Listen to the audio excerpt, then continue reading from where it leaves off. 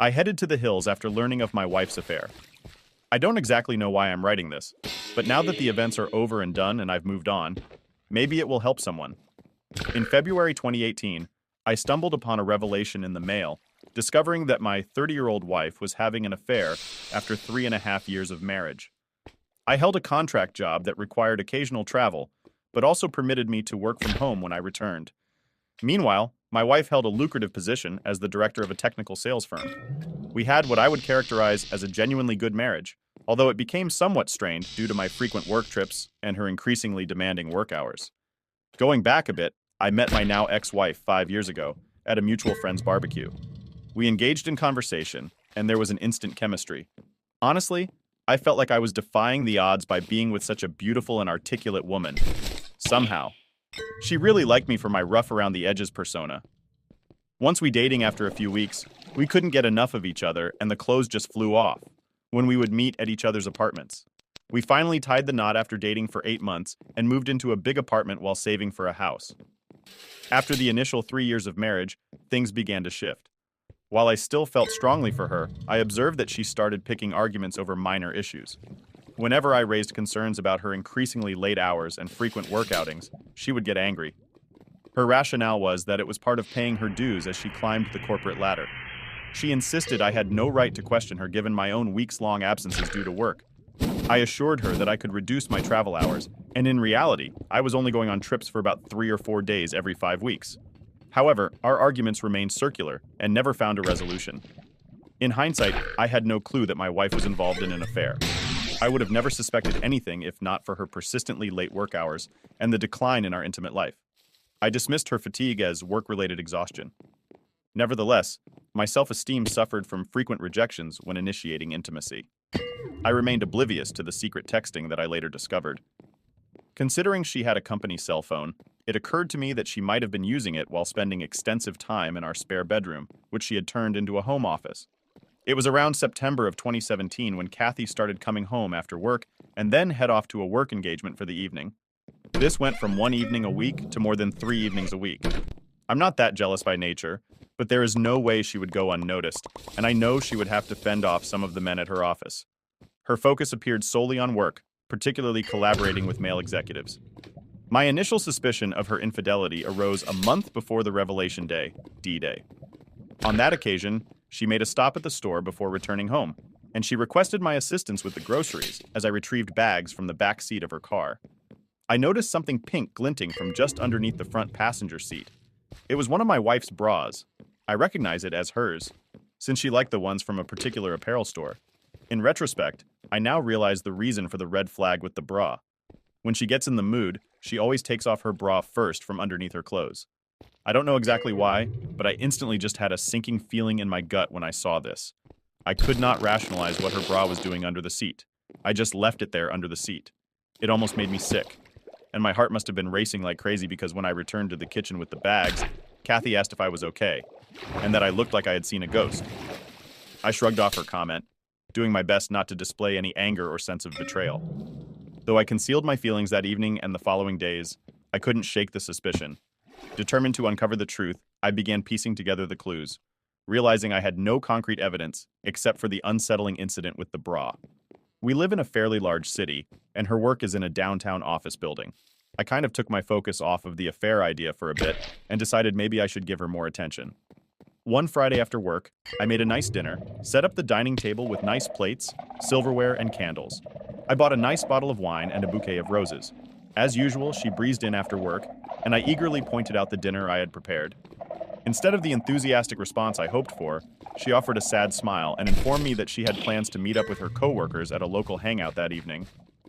While suggesting a quick bite together before she left, she mentioned needing to jump in the shower first.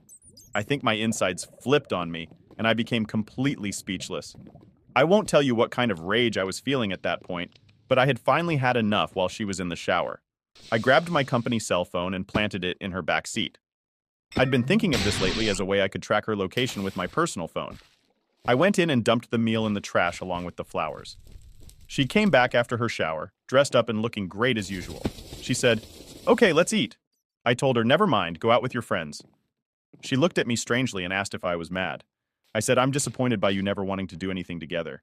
She became angry and told me to quit acting like a child, and that's something snarky about having a short fuse. I stood there letting all this sink in and said, foolish me. I thought you'd like to spend the evening together. For once, she just smirked at me and left in a huff. I took out my other phone and started tracking my work phone.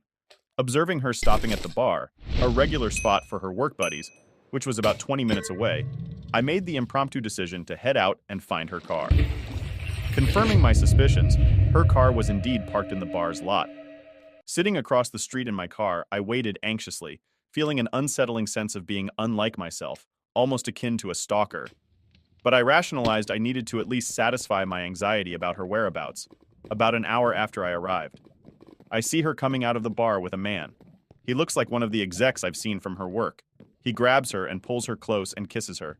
My stomach went into knots. My body went completely numb. They head over to another car and get in together. I do my best to follow them as the car pulls out. They travel about 10 minutes away to, you guessed it, a hotel. I pull over on the street next to the hotel. I watch as they get out and head hand in hand into the hotel. I've seen enough. I'm an idiot. I start banging my fist on the steering wheel. That's it. Something inside me went completely blank, and I'm not sure if I blacked out or had an out-of-body experience when I recovered myself. I decided I needed a drink now. This is when my life took a new direction that I would have never guessed. I just started driving out of town, just reliving everything I had just witnessed. Overwhelmed with rage and sorrow, I found myself driving towards the outskirts of town, covering about 30 miles. Seeking solace, I stumbled upon a quaint bar where I took a seat and ordered a drink. My appearance must have mirrored my inner turmoil, as the observant female bartender remarked that I seemed like someone who had been utterly deflated. I have smiled and said, "You could say that." A guy takes a stool next to me and starts up a conversation. I'm not in much of a mood to talk, but something about this guy just made me feel comfortable.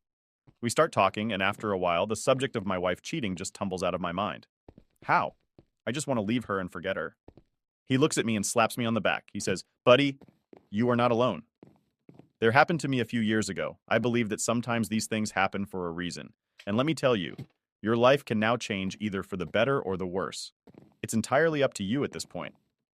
Something about him saying this really shook me out of my glum mood. I mean, I know I'm hurting, but I've always been able to see things logically. And he is.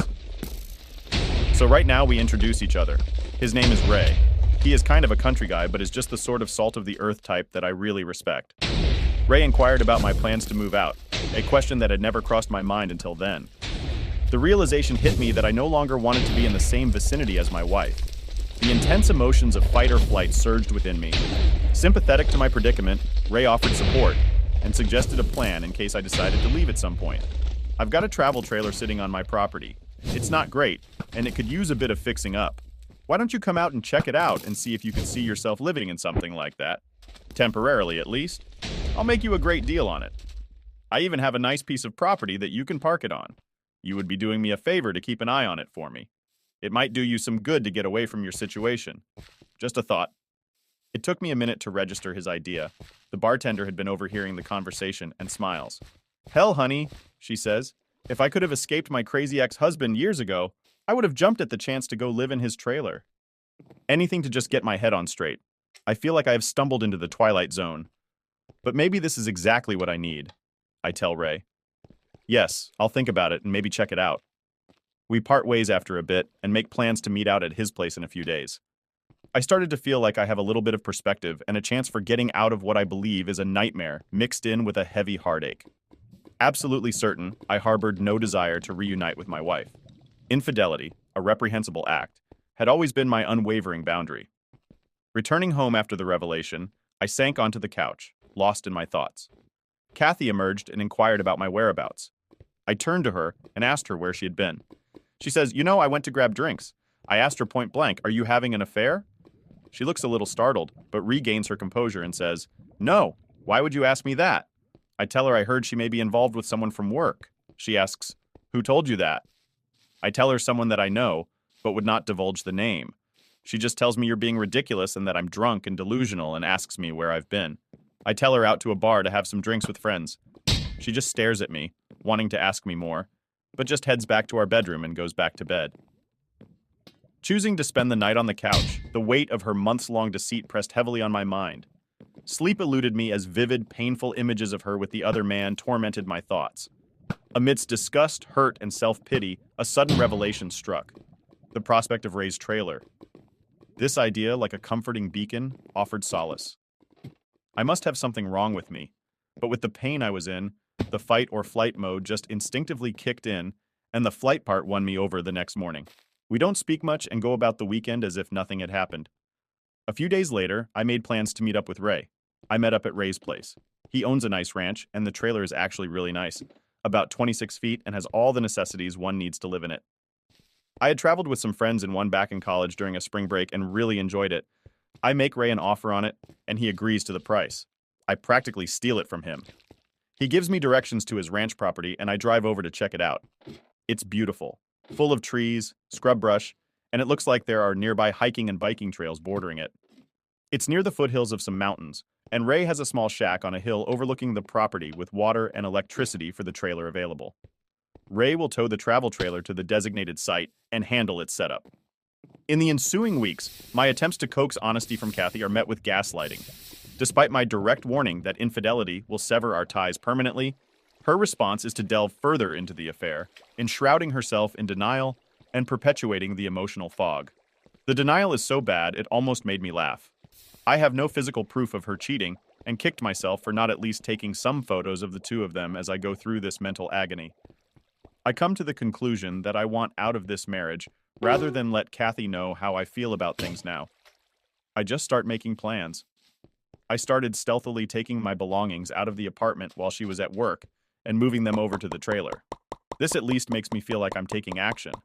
I did notice a change in Kathy during this time and has been acting nicely around me, but in my mind, too little, too late. As she continued her little company outings after work, I decided I too needed a break. In fact, as she was heading out for the evening, I also got dressed around the same time. She looked at me and asked where I was going. I just said I was meeting up with some friends. She started to ask, and I just told her she didn't know them and she wouldn't enjoy all the shop talk. This is exactly what she would tell me when I would ask if I could join her at one of her office outings. She kind of had a hurt look on her face and says, "Okay, have a nice time." I said I definitely would.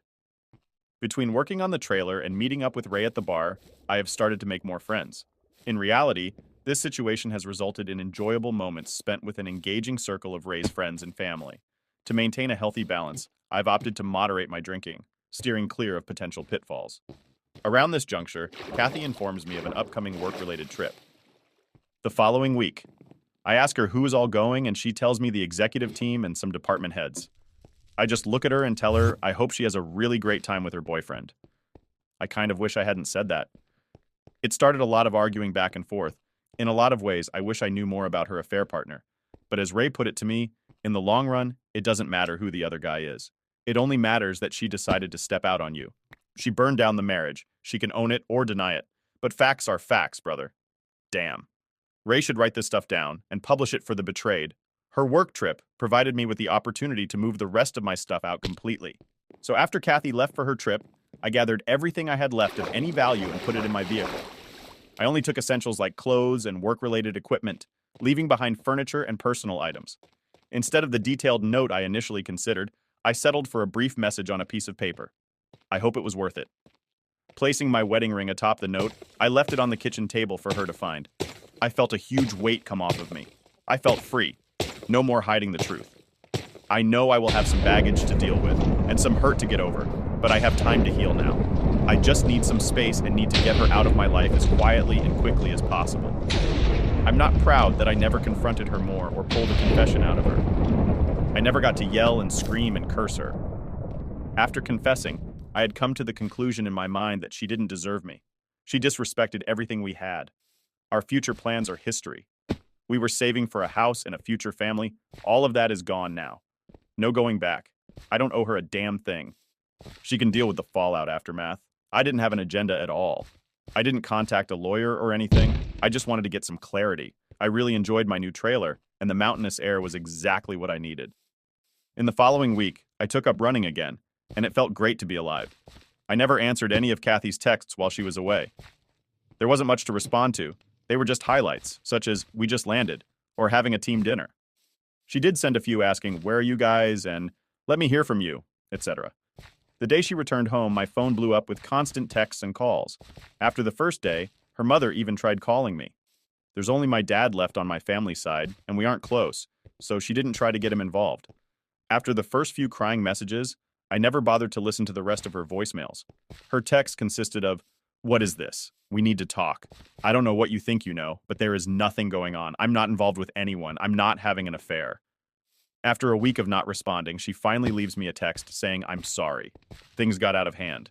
I was involved with someone at work, but it meant nothing. I got caught up in my work and you were gone a lot, and I just made a mistake. I was going to end it." Huh? A mistake? This was the confession I had been seeking all along. For some reason, it just made me dislike her even more. Why couldn't she be honest? This wasn't the woman I had dreamed of, building a future together. And mistakes don't last for, what, 6 to 8 months or a year? At one point, her pleading for me to come back and work on the marriage became pathetic. She stopped bothering me for a couple of weeks, and I continued to ignore her. I didn't want her to extract information about my whereabouts, preserving my sanctuary. However, one day, she began sending me furious texts, accusing me of being a coward, stating that I wouldn't talk to her, and claiming that I didn't care about us. "Please come home so we can talk. Where are you? I can come to you. Damn it, Paul, please. Let's talk and fix things." I don't remember all the messages, but they all seemed to be excuses and very little in the way of apologies. I let it all go in one ear and out the other. I finally changed my cell phone number. Update June 2018. Kathy sent me an email telling me she had retained a lawyer and was filing for divorce. I sent her a reply that said, "Okay, sounds good." This resulted in a flurry of emails demanding I come see her and so forth. She realized this wouldn't get her anywhere, and after a while she just wrote that if I agreed to an uncontested divorce, she wouldn't bother me anymore. I agreed, and several months later, finally, I was truly a free man. I never had to see her after I left our apartment. No closure for either of us, but it seemed like that was more important to her than to me. For a few months, I did think of her sometimes. And yes, the pain would appear out of nowhere.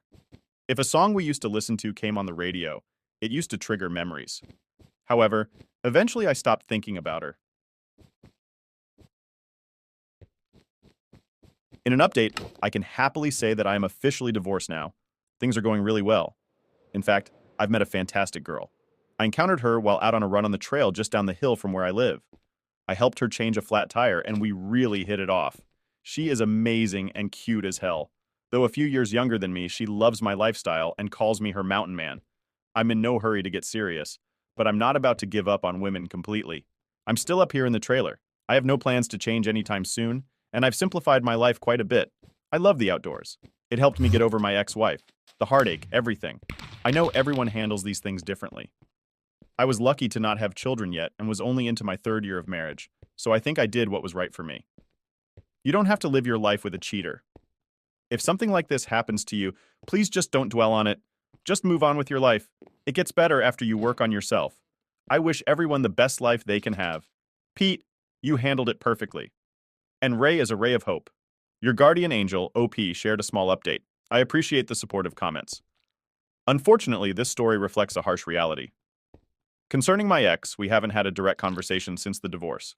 I receive occasional emails, but I choose not to respond. While curiosity tempted me to consider replying, I refrained. However, approximately 3 weeks ago, I bumped into a mutual friend who mentioned that Kathy was not a happy camper. Unlike me, laughter ensued. She said that my ex had told her that I will always be the one that got away, and if she ever got the chance, she would try to win me back and tell me everything that went on. I didn't press the friend for too much detail, but I do have more info that I'm a bit hesitant to share. Now to the big update. Is my ghosted ex-wife possibly tracking me down? Just wanted to update on the situation I found myself in with my ex-wife and have rewritten this about 5 times to make it legible. As mentioned in my previous post, I was concerned that my ex-wife was trying to track me down in an attempt to reconcile or something. I had moved some 2 hours from where we used to live. I saw her last weekend in a coffee shop I go to frequently in the town that is near to where I live. I was suspicious that it was not a coincidence that she was there. Luckily, I was able to leave before she saw me. Update, I came back into town this past weekend to grab a few groceries, and went to grab a coffee in the place I usually go to, as well as work on some documents I needed to fill out for work using their free internet. Exiting the coffee shop, I headed towards my truck. Suddenly, I heard my name being called, Paul. Glancing across the street, my heart sank. There she was, Kathy, my ex, waving at me. It felt like the apocalypse had arrived. Stunned, I stood frozen as she dashed across the street, expecting a hug. Instinctively, I held my arms out with palms facing outward. And she stops. She looks at me, really hurt. She then says, "Paul, I have been looking for you. I heard you moved out here and wanted to see you. Can we talk?"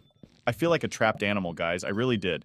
So I relented and said, "Okay, let's find a table or something and we can talk for a minute." She asks if we can go to my place, and I just flat out said no. She follows me down to a bench outside a little shop at the end of the block. She starts by saying how much I've changed and how she loves my new look, my beard, blah blah. She liked how my physique had changed, how I looked so fit. She puts on a good act in guys. She looked hot. She had on these little white shorts and a tank top and her hair in a ponytail like I used to like. My radar was on high alert and I could tell she was really turning on the sex appeal. I had to really rein myself in here and see where this was going. She began with an apology for the affair, acknowledging that karma had struck her hard. Following my departure, her company discovered the affair, creating such an unpleasant environment that she eventually resigned. Her affair partner, who had a fiancé at the time, received a reprimand and was relocated to a different position within the company.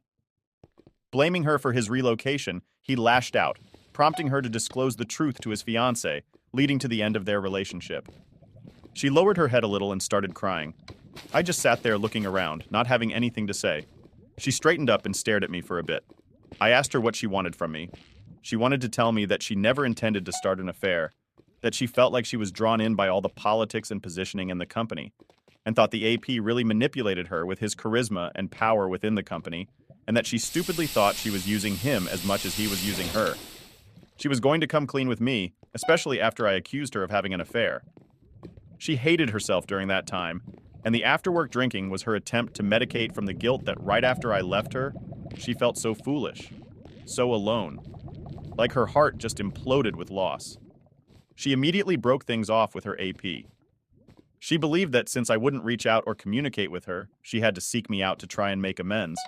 Her intention was to see if we could start over with a clean slate, even though she knew we were already divorced. I just stared at her, and then I confronted her, roughly summarizing our conversation. "How dare you think you can just come out here and think you can just wipe away all the crap you cause?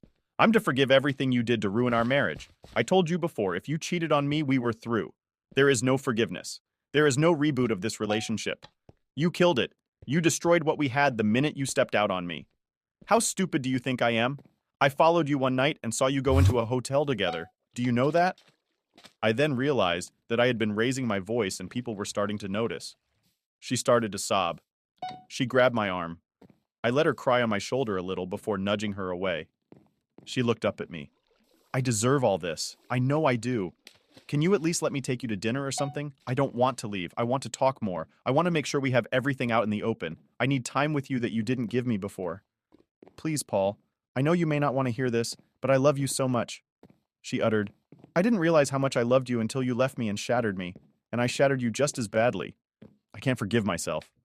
I don't want to forgive myself until the day I die." Overwhelmed, she began hyperventilating and sobbing uncontrollably. In an attempt to console her, I pulled her up and embraced her, feeling that it might be the only way to possibly soothe her distress. At that moment, I realized I did actually break her heart like she broke mine. I started walking with her, and then found a nice, quiet path to walk on, and things settled down a bit. I then asked her how she found me and did she hire a PI or something. She laughed a little and said no. She thought about it, though. She ran into Stacy a couple of weeks ago and she asked her how things were going. Stacy let it slip that she saw me. Kathy made her spill every single detail. Stacy didn't want to tell her because I told her not to, but she wouldn't let her go until she did. But all she really knew was that she saw me here in town and that I lived somewhere in the vicinity. So she started coming here on her days off to see if she could find me. She really blushed when she said that. I kind of chuckled. That damn Stacy can't keep her trap shut. So we did go to dinner. We found a nice little place with a patio. I made sure we didn't drink anything. I didn't want any excuse for her to soften me up or claim she was too drunk to drive back. Following our emotional exchange, we engaged in a heartfelt conversation. As I escorted her to her car, she expressed a strong desire to stay, persistently urging me. Despite her assurance that she hadn't been involved with anyone else since my departure, and that I was the only one she wanted, I firmly declined. It felt far too early for me to contemplate reopening that chapter. She begged to see me again, but I was non-committal. I gave her my new email address. But that was it. She wanted my phone number, but I told her, no, you'll just blow it up with texts and calls. She cried about that one. She said she would be back in town next weekend if I was interested. I didn't say anything to that. She said she will email me and tell me all the details of when, where. Before she left, I asked her point blank if she would forgive me if I had done the cheating. She sat there thinking and she said yes, she would in time, but only if we saw a marriage counselor, or if we could work through the healing process with lots of talking and maybe even a binding agreement. I considered her proposition, acknowledging that perhaps in 5 or 10 years, I might be open to revisiting our relationship. She agreed to wait if that's what it would take. Holding my hands, she looked deep into my eyes and uttered something unexpected. God damn it, Paul, I will always love you and will do anything to prove it, she declared. At that, she left. I'm still so shook by that. She said it with such conviction. I still can't see myself back with her. I feel better, though. Right now, I can't even see her as in friends with benefits. Maybe a friend, but damn, I just don't know if we could ever work out again. Don't call me a chump because second chances are rare in my book. I went home and had a nice long run and a few beers and felt I was in a good place now. Can someone guarantee me that she wouldn't ruin that? I don't know. I just don't know. It's too fresh on my mind. But I have the luxury of time to sort all this out and get some perspective.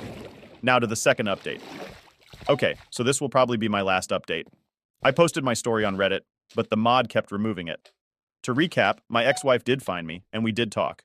After over a year of her being ghosted by me, her intention in finding me was indeed to reconcile and restart our life together.